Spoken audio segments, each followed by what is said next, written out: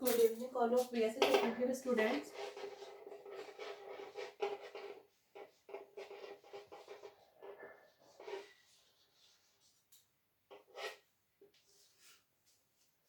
Last class में हम लोगों ने डिस्कशन किया था about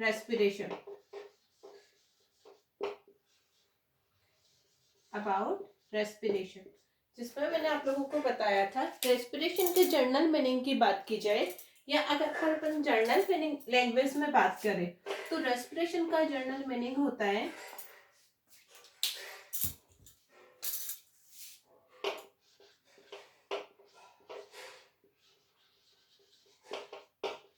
break down of food. Means जो अपन कॉम्प्लेक्स फूड मटेरियल इनटेक कर रहे हैं फूड के थ्रू, उन कॉम्प्लेक्स फूड मटेरियल का सिंपल फूड मटेरियल में कन्वर्ट होना ताकि अपन को एनर्जी मिल सके। अब अपन सबको पता है बॉडी को जो एनर्जी की रिक्वायरमेंट होती है, भले ही प्लांट बॉडी हो या एनिमल बॉडी हो, ठीक है, हर एक ऑर्गेनिज्म को एटीपी की फॉर्म में एनर्जी रिक्वायर होती है। मीन्स जो बॉडी है वो एनर्जी को ओनली एटीपी की फॉर्म में एक्सेप्ट करेगी, बाकी कई बार एज ए एनर्जी की फॉर्म FADH2 भी बनता है, NADH2 भी बनता है, GTP बनता है। इन सबको फाइनली क्या किया जाता है, एटीपी में कन्वर्ट किया जाता है। इसका रीजन ये है कि बॉडी ओनली किसको एक्सेप्ट करेगी, एटीपी को as a form of energy accept करेगी, ठीक है। इसी में अपन ने बात की थी अबाउट ग्लाइकोलाइसिस। मैंने आप लोगों को बताया था रेस्पिरेशन दो टाइप का होता है, in the presence of oxygen and in the absence of oxygen. On the basis of oxygen, ठीक है। अपन ने दो टाइप के रेस्पिरेशन की बात की थी, एरोबिक एंड एनएरोबिक। जो एनएरोबिक है वो एब्सेंस में होता है और जो एरोबिक है वो ऑक्सीजन के प्रेजेंस में होता है। एरोबिक हो या एनएरोबिक हो, दोनों में एक कनेक्टिव लिंक था या दोनों में एक स्टेप कॉमन थी। वो कॉमन स्टेप अपने पास थी ग्लाइकोलाइसिस, जिसके बारे में अपन ऑलरेडी डिस्कस कर चुके हैं। ग्लाइकोलाइसिस के बारे में मैंने कल आप लोगों को बताया था। अगर इसमें टोटल इनपुट देखा जाए, टोटल इनपुट, यहाँ टोटल इनपुट से मतलब मेरा है एनर्जी से, मीन्स अपन ने कितनी एनर्जी कंज्यूम की है। तो इसमें अपन ने बात की थी अपन 2 एटीपी की मॉलिक्यूल कंज्यूम करते हैं। देन आउटपुट की बात करें तो टोटल अपन को मिल रहे थे 10 मॉलिक्यूल ऑफ एटीपी। कितने मिल रहे थे अपन को, 10 मॉलिक्यूल ऑफ एटीपी। फिर अपन ने बात की थी नेट प्रोडक्टिविटी की या फिर नेट एटीपी की। नेट एटीपी का मतलब मैंने आप लोगों को बताया था, अपने पास ओवरऑल बन रहे हैं 10, ठीक है, आउटपुट अपन को मिल रहा है 10 का, अपन ने कंज्यूम किए हैं 2। तो यहाँ नेट एटीपी का क्या मतलब है, अपन ने जो कंज्यूम किए उसको अपन ने जो गेन किए उसमें से माइनस कर देंगे। मींस जितना अपन ने लगाया है उसको जब अपन सब्सट्रैक्ट कर देंगे तो उसके बाद में जो एटीपी बचेगी वो आएगी नेट एटीपी। तो टोटल अपने पास 10 थे, कंज्यूम अपन ने 2 किए, 10 - 2 = 8। तो ग्लाइकोलाइसिस की प्रोसेस में अपने पास कितने मॉलिक्यूल एटीपी के बन रहे हैं, 8 मॉलिक्यूल एटीपी के अपने पास बन रहे हैं, ठीक है। मीन्स, ठीक है, मीन्स अपने पास एरोबिक रेस्पिरेशन हो या एनएरोबिक रेस्पिरेशन हो, रेस्पिरेशन की प्रोसेस एरोबिक हो या एनएरोबिक हो, जो ग्लाइकोलाइसिस है वो दोनों में कॉमन है। कॉमन है मींस एरोबिक में भी वही 8 मॉलिक्यूल एटीपी के बनेंगे ओनली ग्लाइकोलाइसिस में, और एनएरोबिक में भी 8 मॉलिक्यूल अपने पास एटीपी के बनेंगे। ग्लाइकोलाइसिस की प्रोसेस का जो अपने पास फाइनल प्रोडक्ट था वो अपने पास था पायरुविक एसिड। क्या था अपने पास, 3 कार्बन का मॉलिक्यूल था जिसका नाम था अपने पास pyruvic acid.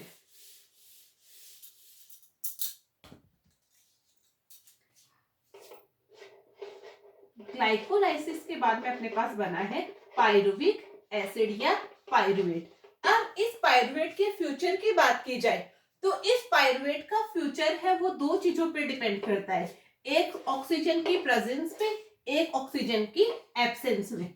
Means pyruvic acid को आगे ऑक्सीजन मिल रही है तो क्या होगा, और आगे ऑक्सीजन नहीं मिल रही है तो क्या होगा। तो अगर अपन बात करें ऑक्सीजन की एब्सेंस की,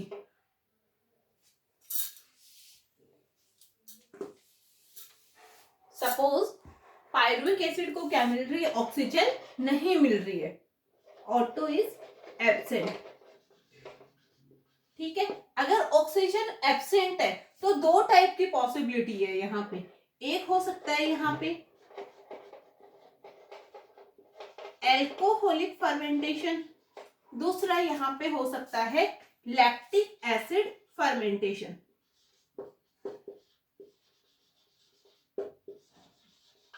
लैक्टिक एसिड फर्मेंटेशन। दूसरा केस अपने पास क्या बनता है, O2 अगर प्रेजेंट हो। ठीक है, अगर O2 प्रेजेंट है तो अपन को पता है डेफिनेटली क्या होगा, एरोबिक रेस्पिरेशन होगा। ठीक है, और एरोबिक रेस्पिरेशन में आप लोगों को पता है आगे दो स्टेप चलेंगे अपने पास, क्रेब्स साइकिल, और सेकंड चलेगा अपने पास ETS।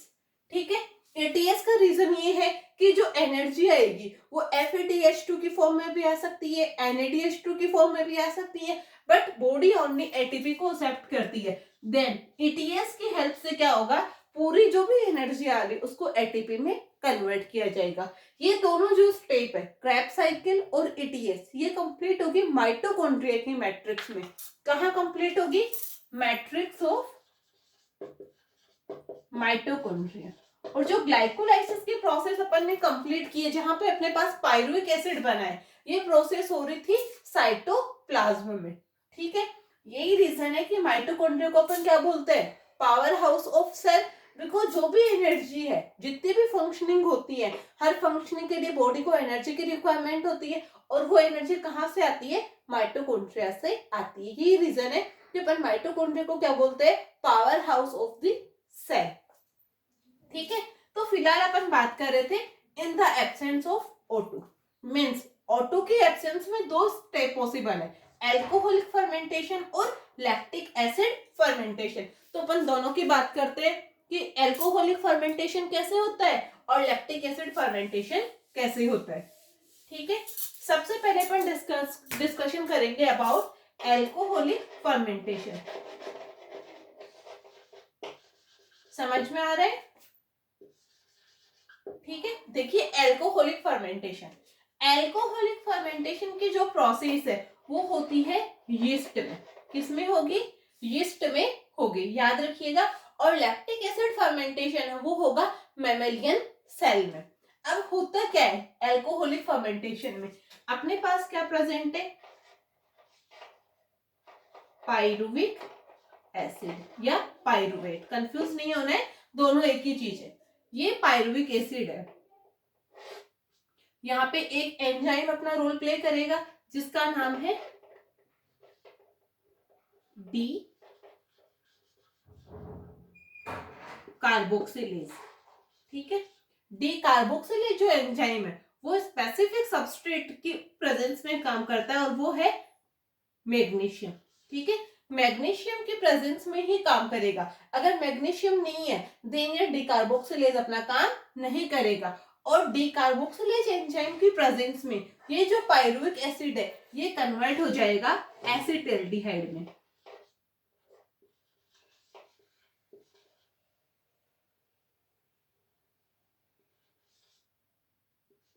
ठीक है, जो पायरुविक एसिड अपने पास ग्लाइकोलाइसिस के थ्रू बना है वो pyruvic acid D carboxylase enzyme की प्रेजेंस में एसिटाल्डिहाइड में कन्वर्ट हो जाएगा। ठीक है, एक स्टेप तो ये हुआ एल्कोहलिक फर्मेंटेशन का।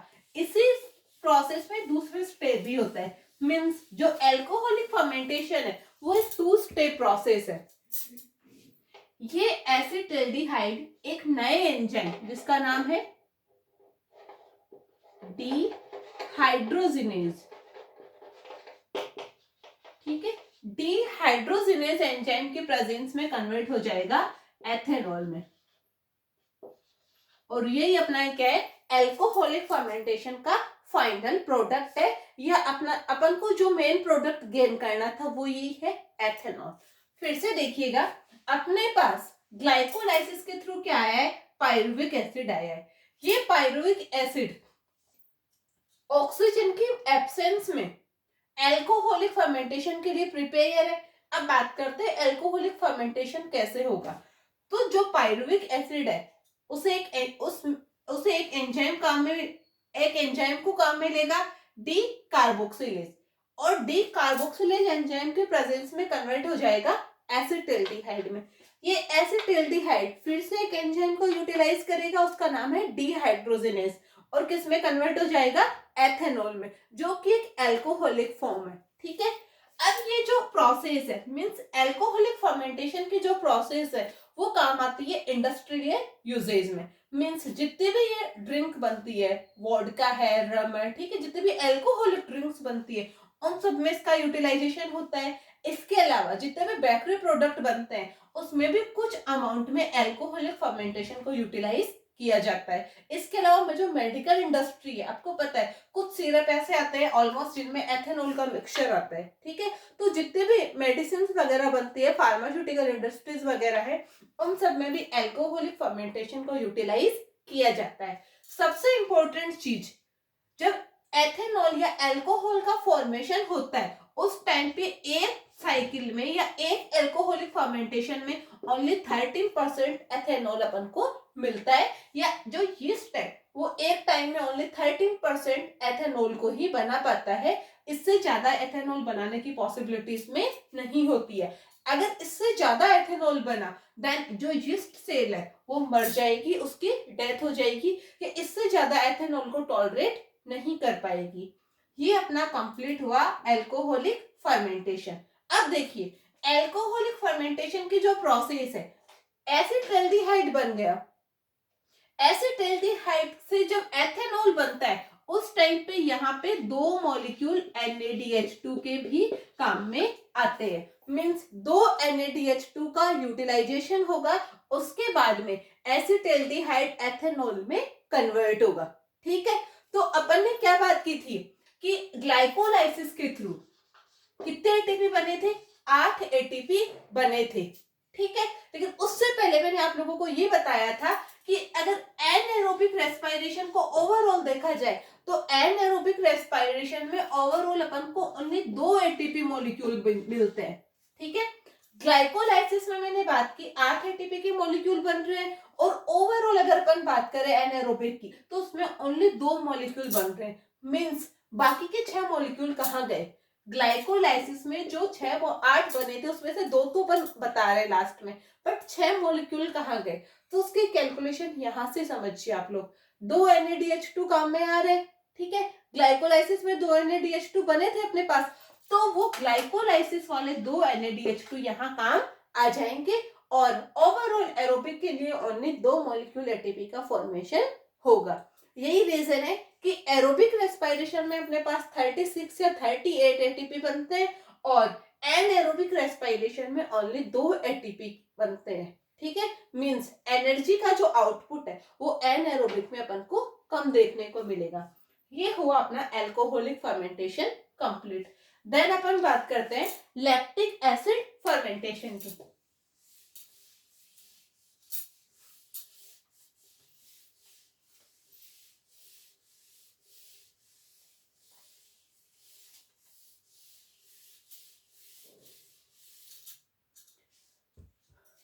अपन बात कर रहे हैं अबाउट लैक्टिक एसिड फर्मेंटेशन। ये चीज मैंने आपको ऑलरेडी बता दी कि ये ओनली मैमेलियन सेल में होगा, मैमेलियन सेल में कंप्लीट होगा। लैक्टिक एसिड फर्मेंटेशन होता कैसे देखिए, वो ही अपने पास पायरुविक एसिड है, स्पेसिफिक एंजाइम को यूज करेगा। मींस कोई भी केमिकल रिएक्शन है वो एंजाइम के प्रेजेंस में ही होती है। एंजाइम क्या करते हैं, रिएक्शन को रेगुलेट करने का काम करते हैं। यहाँ पे जो एंजाइम काम में आएगा उसे बोलते हैं लैक्टेट डिहाइड्रोजिनेज।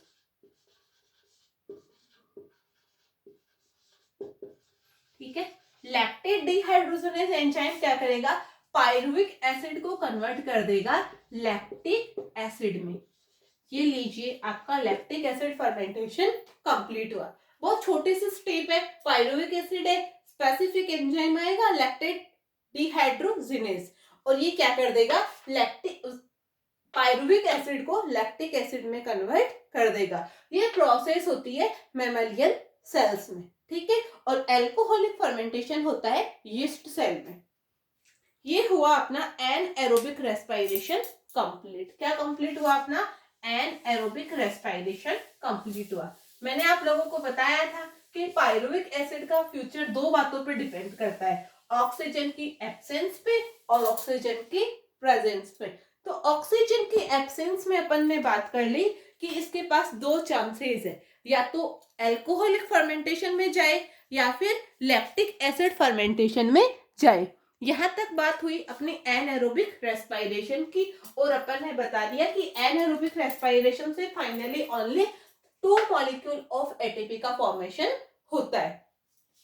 नेक्स्ट अपने पास चांस है कि पायरुविक एसिड को अगर ऑक्सीजन अवेलेबल हो जाए, मींस एरोबिक रेस्पिरेशन में क्या होगा। अपन अभी बात करते हैं अबाउट एरोबिक रेस्पिरेशन। देखिए मैंने आप लोगों को बताया था ग्लाइकोलाइसिस की जो प्रोसेस है वो कहाँ कंप्लीट हो रही थी बच्चों, साइटोप्लाज्म में, ठीक है। एंड यहाँ पे क्या बन रहा था, पायरुविक एसिड। क्या बन रहा है अपने पास, पायरुविक एसिड। बट मैंने बताया एरोबिक रेस्पिरेशन के 3 स्टेप है, glycolysis, Krebs cycle and ETS. इसमें से क्रेब्स साइकिल और ईटीएस है वो कंप्लीट होते हैं माइटोकॉन्ड्रिया की मैट्रिक्स में। ओनली ग्लाइकोलाइसिस अकेला है वो कंप्लीट होता है साइटोप्लाज्म में, ठीक है। तो अपने पास ग्लाइकोलाइसिस के प्रोसेस से जो पायरुविक एसिड बना है उसको अपन को कहाँ ट्रांसफर करना पड़ेगा, मैट्रिक्स ऑफ माइटोकॉन्ड्रिया। अब इसको ट्रांसफर कैसे करें, ठीक है। मींस जो अपने पास पायरुविक एसिड बना है ग्लाइकोलाइसिस के थ्रू, उसको अपन साइटोप्लाज्म से माइटोकॉन्ड्रिया की मैट्रिक्स में कैसे ट्रांसफर करें, ताकि यहाँ पे अपना क्रेब्स साइकिल कंप्लीट हो सके एंड अपना ईटीएस कंप्लीट हो सके, और अपना जो एम था एटीपी फॉर्म करना वो कंप्लीट हो सके। तो देखिए जो पायरुविक एसिड है वो डायरेक्टली एंटर नहीं कर सकता है। पायरुविक एसिड में इतनी कैपेसिटी नहीं होती है कि ये डायरेक्टली माइटोकॉन्ड्रिया की मैट्रिक्स में एंटर कर सके। इसके लिए इस पायरुविक एसिड का कन्वर्जन होगा। पायरुविक एसिड का कन्वर्जन किसमें होता है, ठीक है। पायरुविक एसिड को कन्वर्ट किया जाएगा एसिटाइल कोएंजाइम ए में, ठीक है। फिर से सुनिएगा, ग्लाइकोलाइसिस के थ्रू अपने पास बना है पायरुविक एसिड, और ये पायरुविक एसिड कहाँ है, साइटोप्लाज्म में। एरोबिक रेस्पिरेशन की अपनी नेक्स्ट स्टेप है क्रेब्स साइकिल, और क्रेब्स साइकिल के बाद होना है अपना एटीएस। यानी पायरुविक एसिड को किस में एंटर करना पड़ेगा, क्रेब्स साइकिल में। बट प्रॉब्लम क्या है, जो पायरुविक एसिड है वो है साइटोप्लाज्म में, और क्रेब्स साइकिल कहाँ कंप्लीट होना है, माइटोकॉन्ड्रिया की मैट्रिक्स में। यानी पायरुविक एसिड को कहाँ जाना पड़ेगा, माइटोकॉन्ड्रिया की मैट्रिक्स में। बट जो पायरुविक एसिड है वो माइटोकॉन्ड्रिया की मैट्रिक्स में नहीं जा सकता। उसके लिए मैंने आप लोगों को बताया था कि ये जो यहाँ की जो मेम्ब्रेन है वो सिलेक्टिव परमिएबल होती है, मींस सिलेक्टेड चीजों को ही ये एंट्री देती है। पायरुविक एसिड के लिए इसके पास एंट्री नहीं है। इस वजह से पायरुविक एसिड का कन्वर्जन किसमें होगा, एसिटाइल कोएंजाइम ए में, ठीक है। पायरुविक एसिड का एसिटाइल कोएंजाइम में कन्वर्जन एक स्पेसिफिक रिएक्शन के थ्रू होता है जिसे बोला जाता है लिंक रिएक्शन। क्या बोला जाएगा, लिंक रिएक्शन। लिंक रिएक्शन के थ्रू ये पायरुविक एसिड कन्वर्ट हो जाएगा एसिटाइल कोएंजाइम ए में। अब देखिए केमिस्ट्री के पॉइंट ऑफ व्यू से बात करें तो जो पायरुविक एसिड है वो अपना 3 कार्बन का कंपाउंड है। कितने कार्बन का मॉलिक्यूल है ये, 3 कार्बन का। और जो एसिटाइल कोएंजाइम ए है वो अपना है 2 कार्बन का मॉलिक्यूल। रिएक्शन बैलेंस करनी पड़ेगी, मींस एक कार्बन कहाँ गया ये सोचते हैं। तो एक कार्बन का मीनिंग यहाँ समझ में आता है, जब ये लिंक रिएक्शन होती है means pyruvic acid acetyl coenzyme में कन्वर्ट होता है, उस टाइम पे एक CO2 का मॉलिक्यूल बाहर चला जाता है, एक CO2 का मॉलिक्यूल बाहर निकल जाता है, जिससे pyruvic acid acetyl coenzyme A में कन्वर्ट हो जाता है। ठीक है, समझ में आया? अब लिंक रिएक्शन के थ्रू जो पायरुविक एसिड है वो किसमें कन्वर्ट हो गया, एसिटाइल कोएंजाइम ए में। ये रिएक्शन ये कंप्लीट हुई, यानी जब CO2 बाहर निकलता है तो कोई ना कोई एंजाइम काम में आएगा, और वो एंजाइम होता है डी कार्बोक्सिलेज। कौन सा एंजाइम होगा, डी कार्बोक्सिलेज। डी कार्बोक्सिलेशन हो रहा है, डी कार्बोक्सिलेशन का मतलब होता है एक CO2 मॉलिक्यूल का बाहर निकलना। ठीक है, तो CO2 बाहर निकल रहा है, तभी तो अपना 3 कार्बन का जो कंपाउंड है वो 2 कार्बन के कंपाउंड में कन्वर्ट हो रहा है। तो यहाँ पे डी कार्बोक्सिलेज एंजाइम के प्रेजेंस में लिंक रिएक्शन होती है, जिससे एक CO2 बाहर निकलेगा और पायरुविक एसिड किस में कन्वर्ट हो जाएगा, एसिटाइल कोएंजाइम ए में कन्वर्ट हो जाएगा। ठीक है, अब अपना जो मेन मुद्दे की बात है वो आती है क्रेब्स साइकिल। ठीक है, ग्लाइकोलाइसिस हो गया। अब अपन ने क्या किया, जो पायरुविक एसिड बना था उसको एसिटाइल कोएंजाइम ए में कन्वर्ट करके किस में एंट्री दे दिए, माइटोकॉन्ड्रिया की मैट्रिक्स में ये एंटर हो गए। माइटोकॉन्ड्रिया की मैट्रिक्स में एंटर होने का मतलब है अब ये क्रेब्स साइकिल को स्टार्ट करेगा। जैसे ग्लाइकोलाइसिस एक स्टेप बाय स्टेप प्रोसेस थी, मींस एक स्टेप के बाद में दूसरी स्टेप आ रही थी, वैसे ही क्रेब्स साइकिल में भी क्या होगा, एक के बाद में दूसरी स्टेप आएगी। ठीक है, तो इन स्टेप्स को याद करने के लिए एक शॉर्ट फॉर्म बता देती हूं मैं आप लोगों को।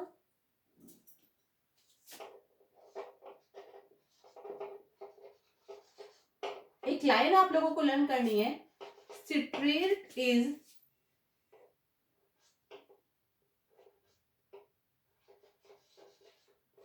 Krebs starting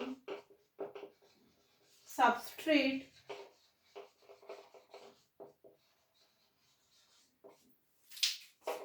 for making oxaloacetate।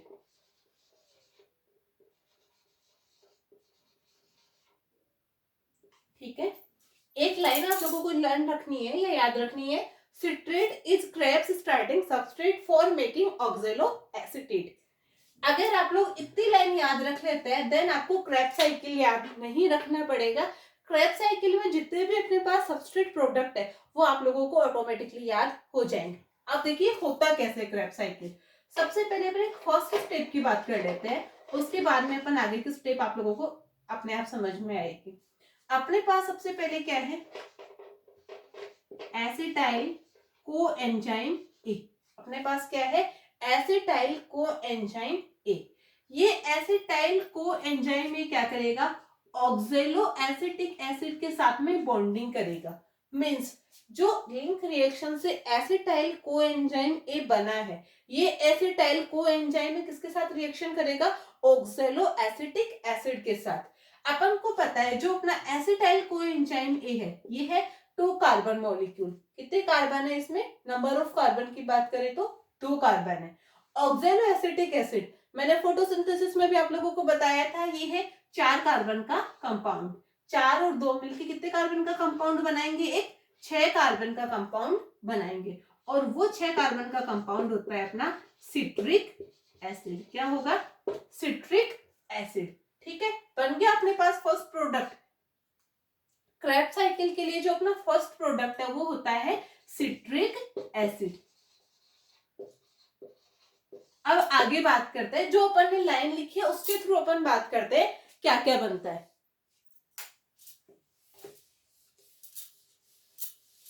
अपन ने बोला है citric is Krebs starting substrate for making oxaloacetate. तो सिट्रिक तो समझ में आ गया। अब ये जो सिट्रिक एसिड बना है,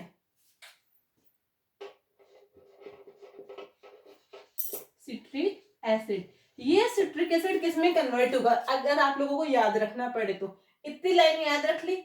यहां लिखा हुआ है मैंने इज से मतलब यहां है आइसोसिट्रिक से, आइसोसिट्रिक।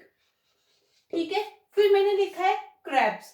क्रेब्स से यहाँ मतलब है कीटोग्लूटेरिक, कीटोग्लूटेरिक,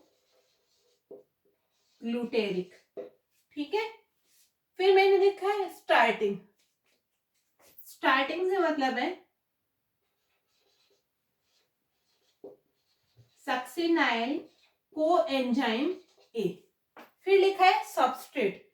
सबस्ट्रेट से मतलब है सक्सिनिक एसिड, सक्सिनिक एसिड। उसके बाद में मैंने लिखा है 4, यहाँ एफ से मतलब है फ्यूमेरिक एसिड,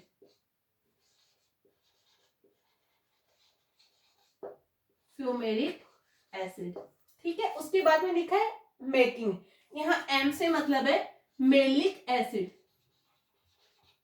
मेलिक एसिड, ठीक है। और लास्ट में लिखा है ऑक्जेलो एसीटेट, तो लास्ट में ऑक्जेलो एसीटेट एज यूजुअल बन जाएगा, ऑक्जेलो एसीटेट। ये सारी स्टेप होती है अपनी क्रेब्स साइकिल की। कुछ भी याद नहीं रखना पड़ा, इतना सा याद रखो, पूरा अपने आप ही याद हो जाएगा।